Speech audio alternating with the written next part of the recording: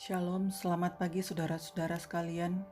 Kita berjumpa kembali dalam Rehat Renungan Harian Toraja, edisi Jumat 28 Januari 2022. Bahan renungan kita pagi ini terambil dari Kisah Para Rasul pasal 19 ayat 1 sampai dengan ayatnya yang ke-12. Sebelum kita membaca dan merenungkan firman Tuhan, mari kita berdoa. Bapa yang baik, terima kasih atas penyertaan-Mu bagi kami. Pagi ini boleh menjadi bahagian kehidupan kami. Terima kasih Bapa. Kami akan membaca dan merenungkan firman-Mu. Mampukan kami memahami dan melakukan firman-Mu di dalam segala keterbatasan dan kelemahan kami. Di dalam nama Tuhan Yesus kami berdoa dan mengucap syukur. Amin.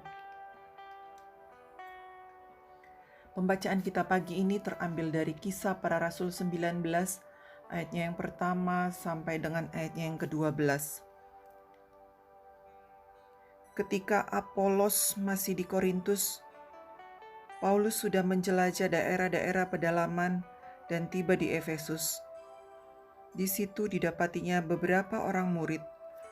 Katanya kepada mereka, "Sudahkah kamu menerima Roh Kudus ketika kamu menjadi percaya?" Akan tetapi mereka menjawab dia, "Belum. Bahkan kami belum pernah mendengar bahwa ada Roh Kudus."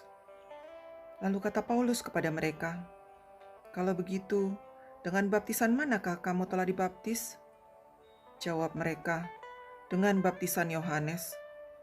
Kata Paulus, "Baptisan Yohanes adalah pembaptisan orang yang telah bertobat, dan ia berkata kepada orang banyak bahwa mereka harus percaya kepada Dia yang datang kemudian daripadanya, yaitu Yesus." Ketika mereka mendengar hal itu, mereka memberi diri mereka dibaptis dalam nama Tuhan Yesus.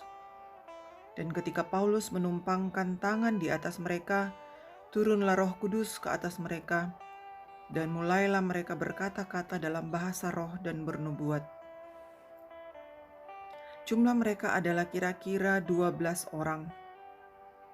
Selama 3 bulan, Paulus mengunjungi rumah ibadat di situ dan mengajar dengan berani. Oleh pemberitaannya, ia berusaha meyakinkan mereka tentang kerajaan Allah. Tetapi ada beberapa orang yang tegar hatinya. Mereka tidak mau diyakinkan, malahan mengumpat jalan Tuhan di depan orang banyak. Karena itu Paulus meninggalkan mereka dan memisahkan murid-muridnya dari mereka, dan setiap hari berbicara di ruang kuliah Tiranus. Hal itu dilakukannya 2 tahun lamanya, sehingga semua penduduk Asia mendengar firman Tuhan, baik orang Yahudi maupun orang Yunani. Oleh Paulus, Allah mengadakan mujizat-mujizat yang luar biasa. Bahkan orang membawa sapu tangan atau kain yang pernah dipakai oleh Paulus dan meletakkannya atas orang-orang sakit. Maka lenyaplah penyakit mereka dan keluarlah roh-roh jahat. Amin. Tema renungan kita, sebatas nama. Menjadi seorang Kristen tentu tidak hanya dibuktikan melalui ketekunan beribadah, bersekutu, atau aktif dalam kegiatan pelayanan lainnya. Lebih dari itu, ada hal yang harus dimiliki sehingga kita layak disebut sebagai muridnya. Demikianlah yang hendak dijelaskan Paulus dalam perikop ini ketika dalam pelayanannya Paulus tiba di Efesus. Di Efesus didapatinya beberapa murid, rupanya belum menerima dan tidak tahu tentang Roh Kudus, meski mereka sudah dibaptis dan mengalami pertobatan. Padahal Roh Kuduslah yang melahirbarukan seseorang menjadi milik Kristus. Karena itu Paulus memberitakan Injil kepada mereka, sebab bagi Paulus tidak cukup hanya pertobatan dan baptisan air yang diterima oleh seorang Kristen, tetapi orang Kristen haruslah beriman kepada Yesus Kristus dan menerima Roh Kudus.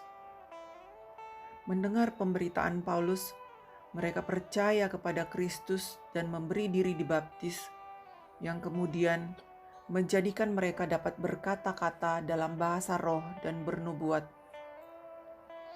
Awalnya jumlah mereka adalah 12 orang, namun oleh pekerjaan Roh Kudus ada gerakan penginjilan sehingga semua penduduk Asia mendengar firman Tuhan.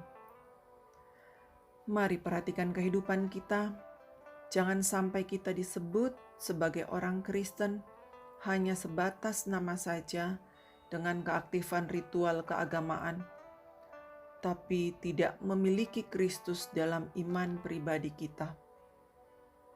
Penting memiliki iman yang mengenal dan mengandalkan Yesus sebagai juru selamat dan percaya pada kuasa Roh Kudus yang menuntun memahami anugerah keselamatan itu.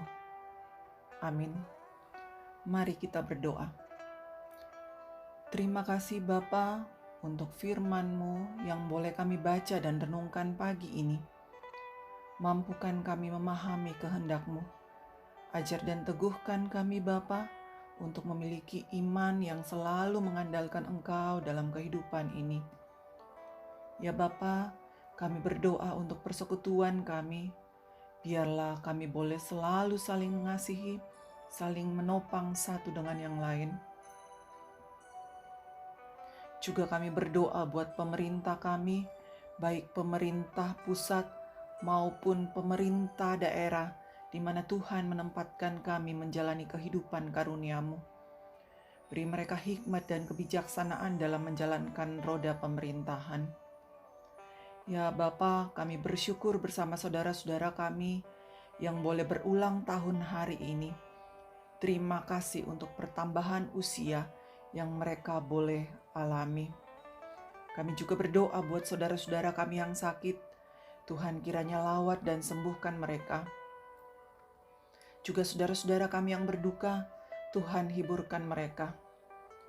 Dan yang berbeban berat, Tuhan kuatkan dan topang mereka, serta mungkinkan kami menjadi saluran berkat bagi sesama yang membutuhkan. Ya Bapa di sorga, kami akan memulai aktivitas dan juang kami hari ini. Ke dalam tangan-Mu kami serahkan semua rencana dan usaha kami. Biarlah apa yang kami lakukan berkenan kepada Tuhan dan boleh berhasil. Beri kami kesehatan dan kekuatan menjalani kehidupan hari ini, bahkan kehidupan kami selanjutnya. Mohon ampun atas segala dosa dan kesalahan kami ya Tuhan. Ini doa dan syukur kami. Dengarkan kami, di dalam nama Tuhan Yesus kami berdoa dan mengucap syukur. Amin. Saudara-saudara sekalian, demikian renungan kita hari ini. Selamat beraktivitas. Tuhan Yesus memberkati.